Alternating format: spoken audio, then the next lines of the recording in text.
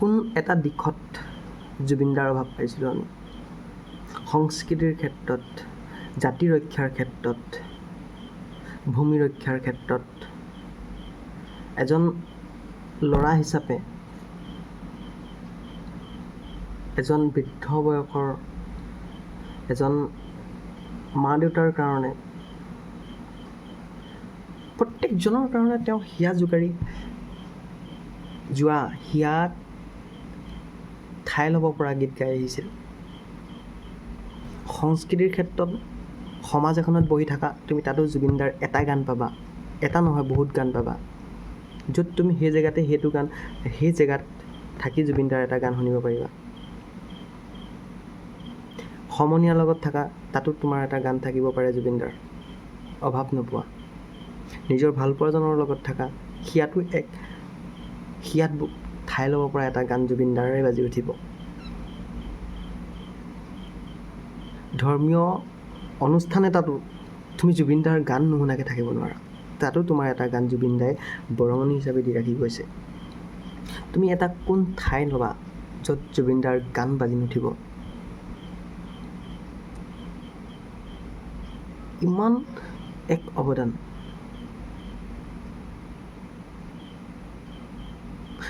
সাহস নকৰে। জুবিনদাক সমালোচনা কৰাজন সমাজৰ আগত স্পষ্টকৈ মুখ উলিয়াই কথা ক'বলৈ সাহস নকৰে। জুবিনদাৰ অনুৰাগীবিলাকৰ বাবেই নহয়। সাহস কিয় নকৰে জানানে? হাজাৰটা কাৰণ আছে, যিটো কাৰণত জুবিনদাৰ এটা সমালোচনা সহ্য হৈ গুচি যায়। থাকিব পাৰে বহুত কিছুমান ননচেন্স, যিবিলাকে জুবিনদাক কয় কিবা কিবি, কিন্তু চাওকচোন কোন জেগাত জুবিনদা নাই। কোনে পাহৰিব পাৰিব জুবিনদাৰ সেই মৰমখিনি? এবাৰো ভাবিবলৈ মন নাই যোৱা। অৱস্থাবিলাকেহে বাৰে বাৰে মনত পেলাই যে জুবিনদা সঁচাকৈয়ে এতিয়াও কাণত বাজি আছে, জয় জুবিনদা, জুবিনদা অমৰ হওক, জুবিনদা আমাৰ মাজত সদায় জীয়াই থাকক। এজন এনেকুৱা শিল্পী, মাত্ৰ তেওঁৰ শিল্পীৰ প্ৰতিভাই নহয়, তেওঁ আমাৰ মাজত মাত্ৰ গানৰ সুৰৰ কাৰণে জীয়াই থকা নাই। আমি তেওঁৰ অনুৰাগী, মাত্ৰ তেওঁৰ সুৰত মুগ্ধ হৈয়ে নহয়, তেওঁৰ ভালপোৱাবিলাক, প্ৰকৃতিৰ প্ৰতি তেওঁৰ প্ৰেমবিলাক, আৰু এজন শিল্পী হৈ তেওঁৰ যি দান, আমাৰ সংস্কৃতিটো জীয়াই ৰাখিবৰ কাৰণে তেওঁৰ যি ত্যাগ, যিমান চেষ্টা, ইমান এটা উচ্চ পৰ্যায়ৰ স্থান লাভ কৰাৰ পিছতো এজন সাধাৰণ মানুহৰ কাৰণে তেওঁৰ যি মানে শব্দ নাই, তেওঁৰ মনটোক, তেওঁৰ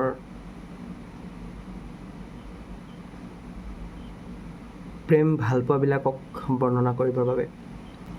ভাল পাওঁ জুবিনদাক, এই কথাটো মাত্ৰ ময়ে নহয়, সমগ্ৰ অসমে ক'ব, আৰু সেয়ে সমগ্ৰ অসমে আজি হিয়া জোকাৰি কান্দিছে। 3,75,00,000 মানুহৰ, প্ৰতিজন মানুহৰ অন্তৰত আজি জীৱনদা সোমাই আছে। হাজাৰজন মানুহ চাগে নোলাব এই 3,4,00,000,000 মানুহৰ মাজত অসমত জুবিনদাক বেয়া পোৱা মানুহ। আজি এজন শিল্পীৰ কাৰণে প্ৰত্যেকজন মানুহ স্তব্ধ হৈ যাবলগীয়া হৈছে। এই আৱেগত খুন্দা মাৰি যোৱা এটা বাতৰিয়ে আমাক সকলোকে বহুত বেছি দুখ দি গৈছে। আদৰ্শ ভাল পাওঁ, আৰু সেই আদৰ্শক প্ৰেৰণা হিচাপে লৈয়ে মোৰ প্ৰতিটো ভিডিঅ' বা মোৰ প্ৰতিটো কথা মই ক'ব খোজোঁ। আৰু সেয়ে আজি জুবিনদাৰ কথা নকৈ থাকিব নোৱাৰিলোঁ। বহুত বেছি দুখ লাগিছে। আজিও মানি ল'ব পৰা নাই মোৰ দৰে হাজাৰজনে। চাওঁচোন তেখেতৰ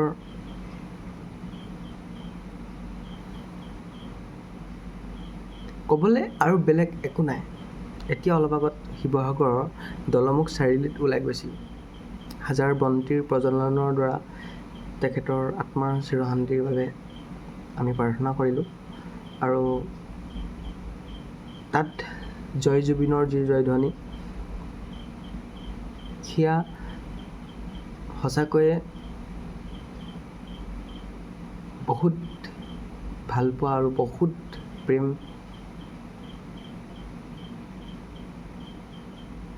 দেখা পালোঁ। বহুত ভাল লাগিল সেই মৰমখিনি দেখি পায়। সকলোৰে মাজত এজন সৰু ল'ৰাৰ পৰা এজন বৃদ্ধৰ আত্মাত তেওঁ সোমাই আছে। প্ৰত্যেকজন মানুহৰ বাবে তেওঁ সদায় আপোন হৈ আছে। এই কথাখিনি আজি দেখি এনেকুৱা লাগিছে যেন সঁচাকৈ আমি জুবিন দা যেন নাই। আজি আৱেগত আমি খুন্দা খাইছোঁ, হয়, আমি আৱেগত এই কথাখিনি প্ৰভাৱ পৰিছে।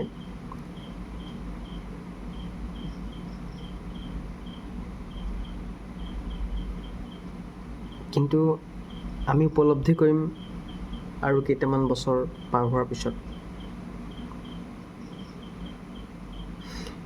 কি হেৰুৱালোঁ। কাৰোবাৰ ভুলৰ কাৰণে, কাৰোবাৰ কিবাৰ কাৰণে সেয়া ক'ব নাযাওঁ, কিন্তু সঁচাকৈ এজন আদৰ্শ লোক হিচাপে কেৱল মাত্ৰ শিল্পী প্ৰতিভাই নহয়, এজন শিল্পীৰ প্ৰতিভা যদিও তেওঁৰ চেষ্টাৰ ফলত, যদিও তেওঁ ঈশ্বৰৰ দান, যদিও তেওঁৰ এক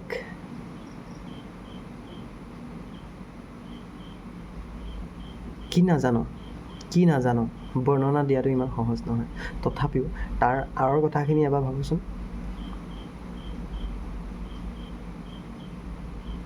মাত্ৰ জুবিন দাক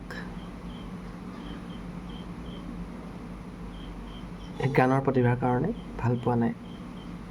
আমি প্ৰত্যেকেই আদৰ্শ হিচাপে তেওঁক লৈ আমি দ্বিতীয় পৰ্যায়ৰ কথা ভাবিব লাগে। স্পষ্ট কেনেকৈ কথাবোৰ কৈ দিয়ে, মৰম সোমাই থাকে তাৰ মাজতে।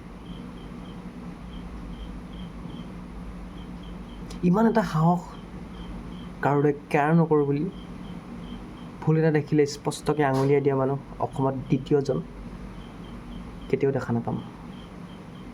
আমি সম্পদ হেৰুৱালোঁ। সেই আদৰ্শক অলপ চুবৰ ইচ্ছা আমাৰ প্ৰত্যেকৰে থাকক। হৈৰ আমি প্ৰত্যেকে তেওঁৰ বাবে, তেওঁৰ দৰে তেওঁ লোৱা কিছুমান পদক্ষেপৰ অংশীদাৰ হিচাপে, আৰু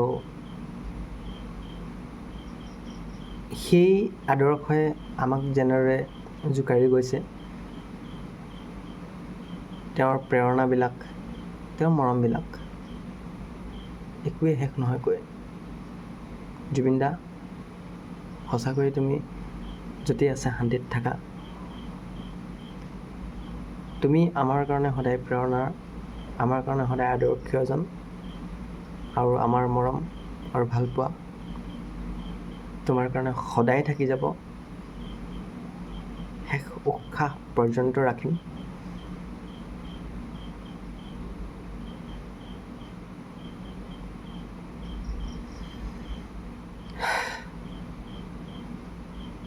জুবিন দাৰ জয় হওক, আমাৰ মাজত অমৰ থাকক।